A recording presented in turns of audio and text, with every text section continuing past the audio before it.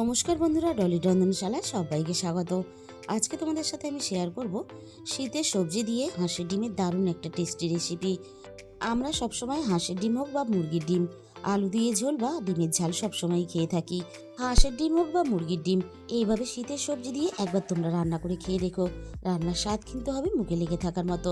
এখানে আমি একটা গোটা ফুলকপি কেটে নিয়েছি, আর নিয়েছি কিছুটা পেঁয়াজকলি কেটে, আর সাথে যদি থাকে এরকম নতুন আলু।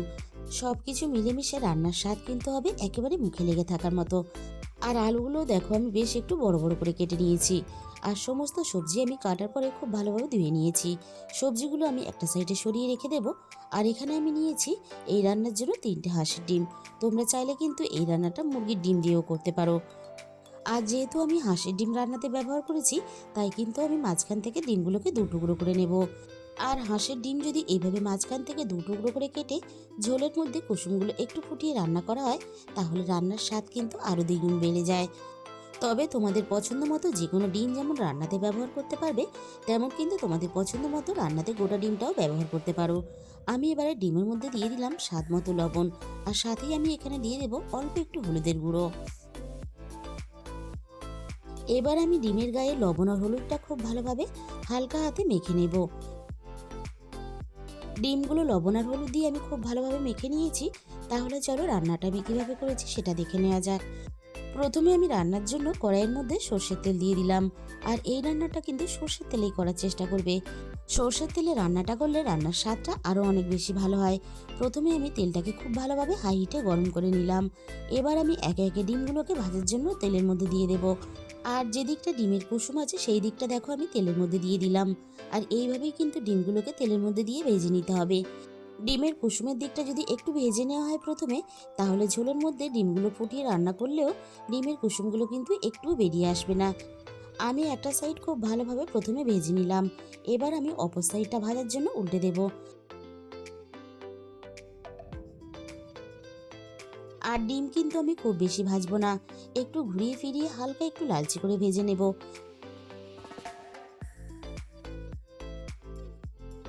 ডিমগুলো আমি দেখো খুব ভালোভাবে ভেজে নিয়েছি। এবার আমি সমস্ত ভাজা ডিমগুলোকে কড়াই থেকে নামিয়ে নেব।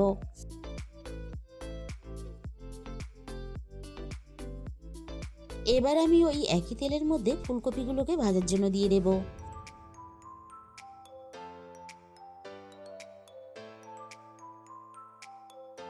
ফুলকপিটা আমি তেলের মধ্যে দিয়ে দিয়েছি। এবার আমি ফুলকপির মধ্যে অল্প একটু হলুদের গুঁড়ো দিয়ে দিলাম।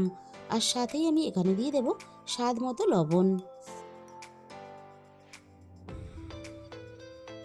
এবার আমি লবণ আর হলুদটা নাড়াচাড়া করে ফুলকপির সাথে খুব ভালোভাবে মিশিয়ে দেব।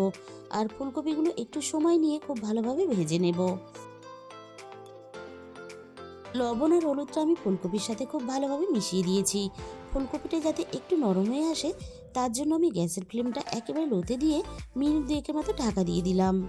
ঠিক 2 মিনিট পরে আমি কড়াই থেকে ঢাকাটাকে সরিয়ে নিলাম। আর দেখো ফুলকপিগুলো আগের থেকে অনেকটাই নরম হয়ে গেছে।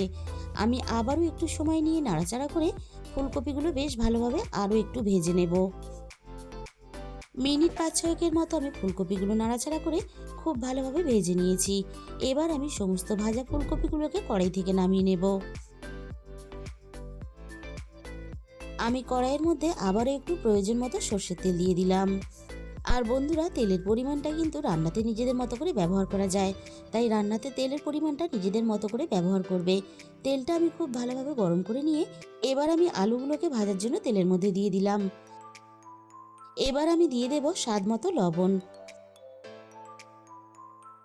আর নতুন আলু কিন্তু একটু সিদ্ধ হতে সময় লাগে, তাই আলুগুলোকে একটু সময় নিয়ে নাড়াচাড়া করে বেশ ভালোভাবে আমি লালচে করে ভেজে নেব। মিনিট 5-6 মতো আমি আলুগুলোকে নাড়াচাড়া করে বেশ ভালোভাবে ভেজে নিয়েছি। আর আলু যদি একটু ভালোভাবে ভেজে নেওয়া হয়, তাহলে আলুগুলো ঝোলের মধ্যে খুব সুন্দরভাবে সিদ্ধ হয়ে যাবে। আর যে কোনো রান্নার আলু যদি খুব ভালোভাবে সিদ্ধ হয়, তাহলে রান্নার কিন্তু একটা আলাদা স্বাদ চলে আসে। এবার আমি সমস্ত ভাজা আলুগুলোকে কড়াই থেকে নামিয়ে নিলাম। ওই একই তেলের মধ্যে আমি ফোড়নে দিয়ে দিলাম অল্প একটু গোটা জিরে। এবার আমি ফোড়নটাকে হালকা একটু নাড়াচাড়া করে কয়েক সেকেন্ড ভেজে নেব, ফোড়ন থেকে সুন্দর মিষ্টি গন্ধ বেরিয়ে আসা পর্যন্ত। এবারে আমি প্রথমে রান্নার স্বাদ মতো লবণটা তেলের মধ্যে দিয়ে দিলাম। আগে থেকে এই রান্নার জন্য আমি একটা মাঝারি সাইজের পেঁয়াজ গ্রেট করে রেখে দিয়েছিলাম। আমি গ্রেট করা পেঁয়াজটাকে দিয়ে দিলাম। অনেক সময় গরম তেলের মধ্যে পেঁয়াজ বাটা দিলে তাহলে ছিটিয়ে কিন্তু তেলটা গায়ের মধ্যে চলে আসে। এইভাবে লবণ দিয়ে যদি তারপরে পেঁয়াজ বাটা দাও তাহলে কিন্তু একটুও ছিটিয়ে গায়ের মধ্যে আসবে না। এবার আমি মিনিট 2-3 মতো নাড়াচাড়া করে পেঁয়াজটাকে বেশ লালচে করে ভেজে নেব। এবার আমি দিয়ে দিলাম রান্নার প্রয়োজন মতো রসুন বাটা, আর সাথেই আমি দিয়ে দেব রান্নার প্রয়োজন মতো আদা বাটা।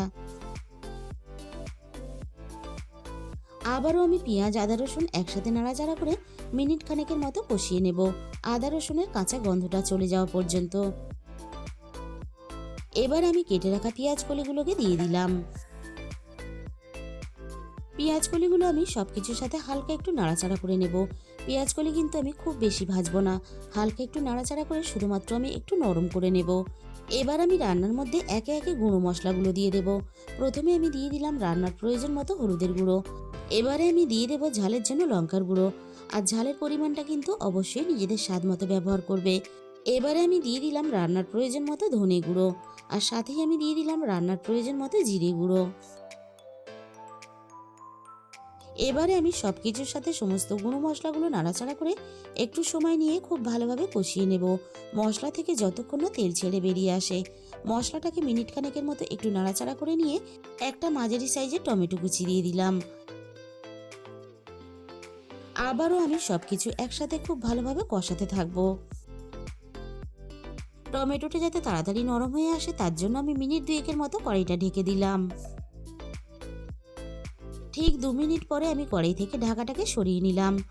টমেটোটা বেশ ভালোভাবে নরম হয়ে গেছে, আর সাথে পেঁয়াজ কলিগুলো বেশ সুন্দরভাবে নরম হয়ে গেছে।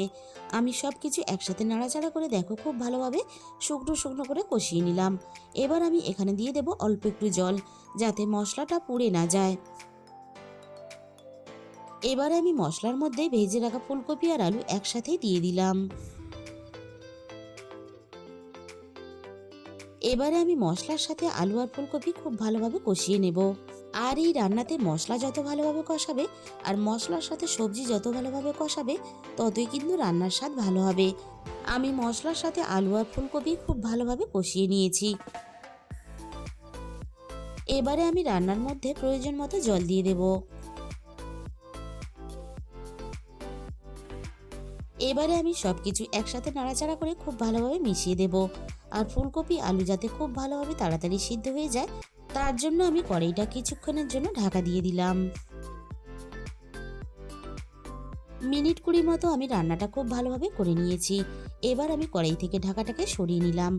এবার আমি একটু নাড়াচাড়া করে দেখে নেব আলু ফুলকপি সব কিছু খুব ভালোভাবে সিদ্ধ হয়েছে কিনা। আলু খুব সুন্দরভাবে সিদ্ধ হয়ে গেছে, আর এইভাবে কিন্তু নতুন আলু খুব ভালোভাবে সুন্দর করে সিদ্ধ করে নিতে হবে। আর ফুলকপিও খুব ভালোভাবে সিদ্ধ হয়ে গেছে। এবার আমি এখানে ভেজে রাখা ডিমগুলোকে দিয়ে দিলাম। এবার আমি ডিমগুলোকে হালকা হাতে নাড়াচাড়া করে ঝোলের সাথে খুব ভালোভাবে মিশিয়ে দেব। আর মিনিট 5 মতো ঝোলের সাথে খুব ভালোভাবে ডিমগুলোকে ফুটিয়ে রান্না করে নেব। এবারে আমি রান্নার মধ্যে দিয়ে দেব 1 চামচ গরম মশলার গুঁড়ো। এবার আমি গরম মশলার গুঁড়োটা এভাবে কড়াইটা ধরে একটু ঝাঁকিয়ে খুব ভালোভাবে মিশিয়ে নেব। আর দেখো ডিমের একটাও কিন্তু কুসুম ভিতর থেকে বেরিয়ে আসেনি। আর এইভাবে একটু কড়াইটাকে ঝাঁকিয়ে গরম মশলাটাকে মিশিয়ে নিলে তাহলে একটাও ডিমের কুসুম ভেঙে যাওয়ার ভয় থাকবে না। তাহলে বন্ধুরা রেসিপিটা শেষ পর্যন্ত দেখার পরে তোমাদের যদি ভালো লেগে থাকে ভিডিওতে একটা লাইক শেয়ার আর কমেন্ট করে দিও। আর যে সমস্ত নতুন বন্ধুরা এখনো পর্যন্ত আমার চ্যানেলটাকে সাবস্ক্রাইব করনি, এরকম নতুন নতুন ঘরোয়া রেসিপি পেতে আমার চ্যানেলটাকে সাবস্ক্রাইব করে পাশে থাকা বেল আইকনটা ক্লিক করে অল করে দিও। তাহলে আমি যখনই কোনো নতুন রেসিপি আপলোড করব সবার আগে তোমার কাছে পৌঁছে যাবে। আর তোমাদের মূল্যবান সময় দিয়ে রেসিপিটা দেখার জন্য তোমাদের সবাইকে অসংখ্য ধন্যবাদ।